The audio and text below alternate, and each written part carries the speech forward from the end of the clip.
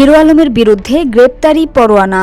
রাজধানীর হাতিরঝিল থানায় হত্যা চেষ্টা, মারধর ও ভয়ভীতি দেখানোর অভিযোগে সাবেক স্ত্রী রিয়া মুনির করা মামলায় আলোচিত কন্টেন্ট ক্রিয়েটর আশরাফুল আলম ওরফে হিরো আলম ও আহসান হাবিব সেলিমের বিরুদ্ধে গ্রেপ্তার পরোয়ানা জারি করেছেন আদালত।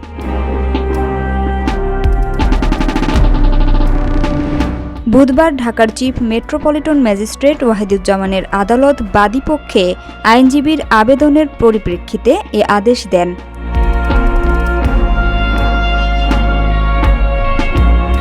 বাদীপক্ষের আইনজীবী জিয়াউর রহমান চৌধুরী এ তথ্য নিশ্চিত করে বলেন, আসামিরা জামিনের শর্ত ভঙ্গ করেছেন, তারা ঠিকমতো আদালতে হাজিরা দিচ্ছে না, এজন্য আমরা তাদের জামিন বাতিল চেয়ে আবেদন করি।